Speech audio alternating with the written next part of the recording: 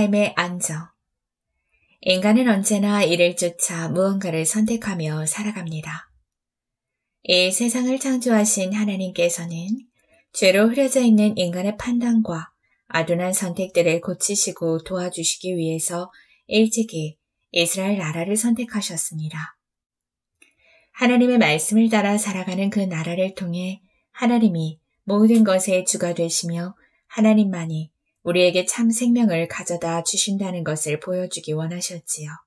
하지만 복의 통로로 선택된 이스라엘은 모든 부와 풍요의 원천이 하나님께 있음을 나타내기보다 이방 나라의 부강함과 풍요에 끌려 그들이 섬기는 신을 쫓아 섬기게 되었고, 그로 인해 결국 솔로몬 이후 남유다와 북이스라엘, 이렇게 나라가 둘로 나뉘고 말지요.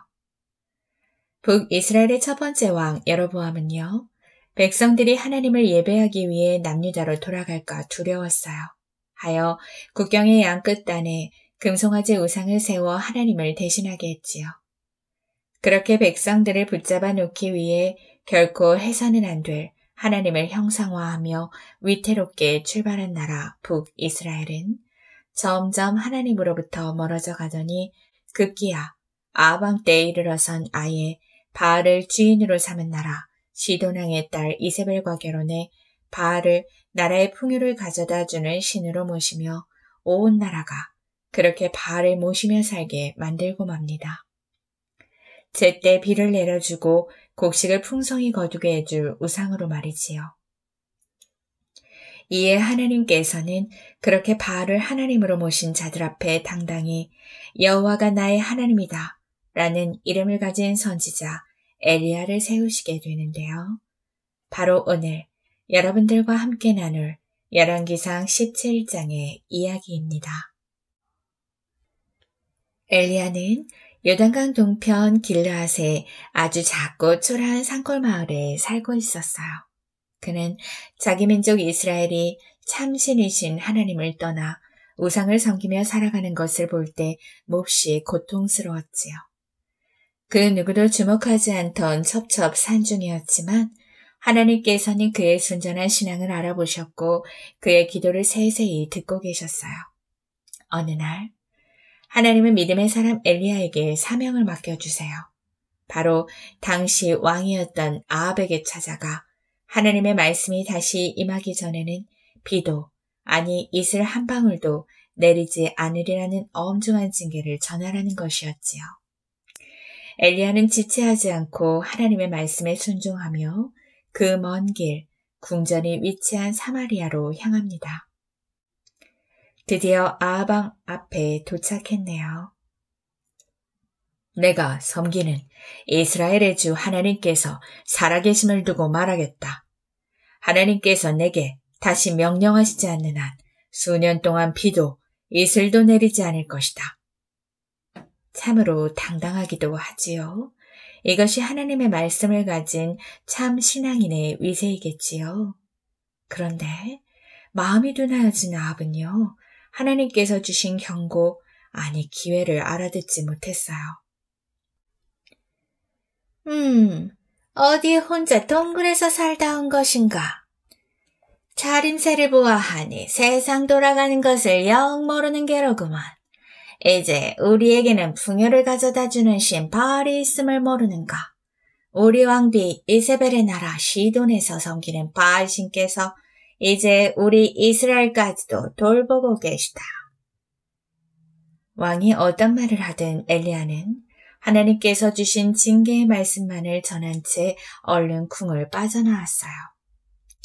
하나님은 엘리야에게 그리 시냇가에 숨으라고 말씀하셨어요. 왜 숨으라고 하셨냐고요? 지금은 왕이 그 징계를 실감치 못하지만 이제 정말 비도 이슬도 내리지 않게 되면 그 저주를 한 엘리야를 가만두지 않을 게 분명하니까요. 엘리야는 하나님의 말씀대로 그리 시냇가에 몸을 숨겼지요. 하나님이 말씀하세요. 엘리야야, 시냇물을 마시거라. 먹을 것은 걱정 말거라. 내가 매일 까마귀를 시켜 내게로 가져다 줄 것이다. 저기 좀 보세요. 정말 까마귀가 떡과 고기를 물어다 주고 있어요. 어쩌다 하루 한 번의 일이 아니에요. 어김없이 날마다 아침 저녁으로 까마귀들로 하여금 엘리야에게 음식을 가져다 먹이게 하셨지요. 엘리야는 매일같이 찾아드는 까마귀를 보며 생각했을 거예요. 정말 여호와 하나님은 살아계시며 때를 따라 도우사 틀림없이 공급하시는 분이라는 것을요. 그 시각 하나님의 사람 엘리야는 하나님께서 온 땅을 두루 감찰하시며 전심으로 자기에게 향하는 자에게 능력을 베풀어 주시는 분이라는 것을 배워가고 있었답니다. 비도 이슬도 내리지 않은 지 얼마나 시간이 흘렀을까요? 그새 시내가 다 말라버렸네요. 특별히 이스라엘은요, 천수답, 그야말로 물의 근원이 따로 없어서 하늘에서 내리는 비와 이슬로 논을 경작하던 땅이었기 때문에 비와 이슬이 내리지 않은 채 시간이 흐른다는 건 곧 극심한 기근을 의미했어요. 죽음과도 같은 시간이었지요. 저주로 온 나라를 고통에 빠뜨렸다며 이스라엘의 왕 아합과 무시무시한 왕비 이세벨이 얼마나 엘리야를 찾아다니고 있었을까요? 정작 그 고통이 자기들의 잘못된 선택 때문인지는 깨닫지 못한 채 말이죠. 하나님은 그들이 엘리야를 찾고자 혈안이 된 사실을 알고 이번에는 시돈 땅에 그를 숨기시고자 해요. 엘리야야, 이제 일어나 시돈 땅 사르밧으로 가거라. 그곳에 한 과부에게 명하여 네게 음식을 주게 하겠다. 바알 숭배의 온상지며 이세벨의 고향인 시돈 땅에 설마 제 발로 걸어 들어오리라고는 그들은 미처 생각지 못했겠죠. 그러니 더욱 찾을 수가 없었을 거예요. 이번에도 엘리야는 하나님의 말씀에 순종해 사르밧으로 향했어요. 참 오랜 시간을 걷고 또 걸어 드디어 시돈의 사르밧 마을 성읍 문에 다다랐을 때예요. 한 여인이 나뭇가지를 줍고 있는 것이 보였어요. 마침 이렇게 만나게 하신 것을 보면 하나님께서 말씀하신 그 여인일지 모르니 한번 확인해 봐야겠다. 이보시오, 정이 있어. 내게 물을 좀 가져다 줄 수 있겠소? 예, 알겠습니다. 오라, 친절함을 보니 이 여인이 맞는 것 같군. 잠깐, 한 가지 정이 더 있어. 내게 빵 한 조각도 가져다 주면 좋겠소. 차림을 배우니 하나님을 믿으시는 분 같은데요. 당신의 하나님의 살아계심을 두고 맹세하건대 저희 집에는 실로 빵 한 조각도 없습니다. 겨우 밀가루 한 줌과 기름 몇 방울 뿐인지라 이렇게 땔감을 주어 마지막으로 아들과 함께 음식을 해먹고 죽으려고 한 것입니다. 엘리야는 도리어 여인의 그 절망스러운 고백 때문에 하나님께서 말씀하신 과부가 바로 그녀임을 확신했어요. 이미 엘리야는 자기 손에 아무것도 없던 때에 그 오랜 시간 까마귀를 통해서도 틀림없이 먹이시는 하나님을 경험하지 않았나요? 이번에는 한 단계 더한 믿음의 자리로 하나님이 초청하신 셈이에요. 더 이상 연명할 거리가 없어 죽음을 맞을 수밖에 없게 된 처절한 어미와 아들까지. 그러니까 이제는 자신뿐 아니라 자신의 믿음을 통해 주변을 먹이시고자 하시는 하나님의 계획임을 미리 믿음으로 바라볼 수 있었던 거예요. 게다가 그녀는 어렴풋이나마 하나님의 살아계심을 느끼는 듯도 했지요. 물론 아직은 자신의 하나님으로는 받아들이지는 못했지만요. 엘리야는 이방 여인에게 공급하시는 하나님을 드러낼 생각에 더욱 결연하게 말했습니다. 두려워하지 말고 먼저 내게 작은 빵 하나를 만들어 가져오시오. 그 다음에 당신과 아들을 위해 빵을 만드시오. 이스라엘의 하나님 여호와께서 말씀하시기를 땅에 다시 비를 보내주시는 날까지 항아리에 가루도 병에 기름도 떨어지지 않을 것이라 하셨소. 여인은 쉽지 않았지만 엘리야의 말을 믿고 싶었어요. 배고파하는 아들이 마음에 밟혔지만 하나님의 말씀이 믿고 싶어졌어요. 그래서 무거운 걸음을 한 걸음씩 떼어 그 마지막 재료로 만든 한 개의 빵을 엘리야에게 가져다 줍니다. 어떻게 되었을까요? 그 여인과 아들과 엘리야가 여러 날을 먹었으나 엘리야를 통해 주신 말씀처럼 내도록 가루도 떨어지지 않고 기름도 마르지 않았지요. 여러분들도 빵 굽는 냄새 잘 아시잖아요. 온 땅이 기근으로 가득하던 때에 가난한 과부의 집에 빵 굽는 냄새가 날마다 끊이질 않으니 하나님의 공급하심이 주변에 전해지지 않을 수 없었을 거예요. 자신들이 섬기는 바알이 아닌 하나님의 공급하심이요. 엘리야는 그렇게 하나님을 나타내 보일 통로가 되어 그 집안의 다락방에서 지내고 있었지요. 그러던 어느 날, 그 여인의 아들이 병들어 시름시름 앓더니 그만 죽고 말았어요. 여인이 울부짖으며 엘리야를 향해 말했어요.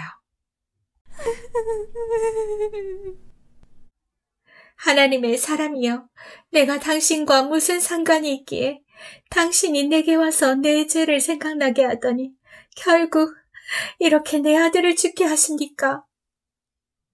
엘리야가 그녀에게 말해요. 그 아이를 잠시 내게 주시오. 엘리야는 자신도 슬픈 마음을 겨우겨우 추스리며 숨이 끊어진 과부의 소중한 아들을 안고 자신이 거처하는 다락으로 올라가 침대에 누웠어요. 그리고 살아계신 하나님께 부르짖어 기도합니다. 오, 나의 주, 나의 하나님, 어찌하여 주께서는 내가 기거하는지 과부에게까지 재앙을 내리시어 그의 아들을 죽게 하신단 말입니까? 엘리야는 자기의 몸을 죽은 아이 위에 3차례 포개어 엎드려요. 이것은 자신의 목숨을 내주어서라도 이 아이만큼은 살려달라는 간절한 행위예요. 그는 그렇게 목숨도 아끼지 않은 태도로 부르짖어 기도했어요. 오, 나의 하나님이시여, 간절히 기도하오니 이 아이의 혼이 그의 안에 돌아오게 해주소서. 하나님은 엘리야의 기도를 들으셨어요. 그 아이의 혼이 그의 안에 돌아와 살아난 것이에요. 엘리야가 살아난 아들을 안고 단숨에 내려와 여인에게 말했어요. 보시오, 이렇게 아들이 살아났소. 여인이 고백합니다. 제가 이제야 당신이 하나님의 사람인 것과 당신 입에 있는 주의 말씀이 진리임을 알게 되었습니다. 라고 말이지요. 여호와의 말씀이니라.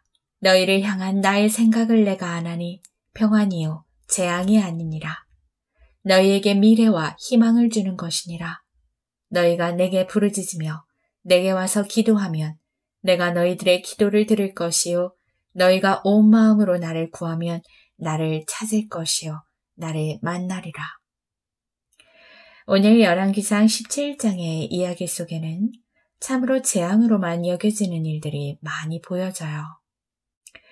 먼저는 엘리야를 통해 임하신 하나님의 말씀이 그래요. 다시 말씀을 주기 전에는 비도 이슬도 내리지 않는다는 것. 이후 3년 6개월 동안 정말 땅에 비가 내리지 않지요. 사실 하나님께서 처음부터 기간을 정확히 정해두진 않으셨어요. 그 경고 이후 하늘에서 비가 내리지 않는 것을 보며 바알이 풍요를 가져다 주는 신이 아니라 하나님이 참 신이라는 것을 깨닫고 그제라도 돌이키기를 바라셨던 거예요. 주 여호와의 말씀이니라. 나의 삶을 두고 맹세하노니 악인이 죽는 것을 기뻐하지 아니하고 악인이 그의 길에서 돌이켜 떠나 사는 것을 기뻐하노라. 이스라엘 족속아 돌이키고 돌이키라. 너희 악한 길에서 떠나라. 어찌 죽고자 하느냐. 하늘문을 다시 열게 할 회개의 기도를 기다리신 거예요. 그러니 왕에게 전한 이 징벌의 경고 또한 깨닫기만 했다면 재앙이 아닌 미래의 소망일 수 있었어요. 엘리야는 이스라엘 백성들이 이런 징계가 아니고서는 배도를 끊지 못하리라는 것을 알았어요. 하나님의 마음과 계획을 고스란히 느꼈지요. 그가 하나님의 뜻에 맞는 기도를 한다는 것은 본인 또한 그 징계의 시간 속으로 함께 들어가기를 마다하지 않는 것을 의미해요. 그런 그에게 주님은 징계의 시간들 속에서도 평안을 안겨다 주세요. 전심으로 자기에게 향해 있는 그에게 전능하신 당신의 능력을 통해 특별한 은혜를 경험하게 하시지요. 재앙일 수밖에 없었던 이 시간들 속에서 하나님의 신실하심을 맛보며 엘리야의 신앙은 한층 더 자라났으니 이것은 재앙이 아닌 미래의 소망이 분명합니다. 이뿐이 아니에요. 가련한 여인에게 먹고 죽고자 한 그 음식을 요구할 때 여인에게 있어서 아니 어쩌면 엘리야에게도 이것은 가혹한 일이었을 거예요. 왜 내게 이렇게까지? 라는 질문이 들며 당장에는 재앙으로 여겨졌겠지요. 하지만 우리가 함께 무엇을 보았나요? 그 집안에 끊이지 않던 공급들, 재앙으로만 여겨졌던 무리한 요구가 미래의 소망을 주시고자 한 것이니 엘리야는 이제 이스라엘을 넘어 바알의 온상지인 곳에서도 하나님의 말씀은 흔들림 없이 이루어진다는 것을 경험했고 그 땅의 작고 초라한 여인의 미약하고 어렴풋한 신앙까지도 두루 살피시는 온 땅의 주인, 전능자 하나님을 목도했어요. 한층 더 굳건한 하나님의 사람으로 준비되고 있었던 겁니다. 그런 소망의 시간을 걷고 있던 엘리야와 여인에게 이제는 정말이지 캄캄한 절망이 찾아들어요. 하나뿐인 아들의 죽음. 어찌 누가 이것을 재앙이 아니라고 말해줄 수 있었을까요? 함께 식탁을 나누었던 사랑스런 아이의 죽음. 고마운 집주인 그 여인의 절규가 가슴을 저리게 아팠을 거예요. 이대로 끝이 날까 엘리야도 두려웠지만 엘리야는 생명의 주인이신 하나님을 붙들었어요. 그리곤 자기의 목숨도 아끼지 않는 기도를 하게 되지요. 그의 기도를 돌아볼 때 분명 엘리야는 하나님이 아이를 살릴 수 있는 분임을 믿으면서도 그런 그조차도 그때까진 이 일을 재앙으로만 여겼던 것을 보게 돼요. 여인의 말처럼 죄의 대가로 받는 징벌이라고 생각했던 것도 같아요. 이 일을 통해 보여주시고자 하는 미래의 소망은 아직 보기 어려웠던 거예요. 그리곤 아들이 살아났을 때 여인의 고백을 통해 비로소 엘리야가 알게 돼요. 자신이 하나님의 사람으로 더욱 인정되어 가고 자신이 전한 말씀들이 참 하나님의 말씀임이 확증되는 시간이라는 것을요. 이 일이 바알이 하나님이라 믿고 살아가는 이방 땅에서 여인에게 일어난 일들을 알게 될 그 이웃들에게까지 죽은 자도 살리시는 생명의 주관자 하나님을 나타내 보이는 놀라운 사건이 될 것이라는 것을 알게 되지요. 그리고 무엇보다 엘리야 자신이 생명의 주인 되시는 하나님을 깊이 만나는 사건이 되었어요. 오늘 말씀에서 점층적으로 엘리야가 경험한 승리의 사건들은 이후 수백 명의 우상 숭배자들과 치룬 영적 전투, 그 승리의 발판이 됩니다. 오늘 말씀에서처럼요. 우리 눈에 보여지는 현상으로는 그저 절망으로만 여겨지는 마치 죽음과도 같은 일들이 우리 삶에도 많이 일어납니다. 몸은 점차 쇠잔해져 가고 준비된 것 없이 곳간은 비어가지요. 사단은 마구 돌을 던져대고 세상은 조롱하는 것만 같아요. 재앙의 시간으로밖에 보이질 않아요. 그래서 많은 시간 번민하고 잠 못 들고 우리는 두렵습니다. 그때 오늘의 말씀을 함께 떠올려 보면 어떨까요? 믿음의 사람 엘리야조차도 재앙으로 여기며 두려웠던 일들이 어떻게 바뀌어가는지 말이에요. 내가 이제야 당신은 하나님의 사람이시요 당신의 입에 있는 여호와의 말씀이 진실한 줄 아노라.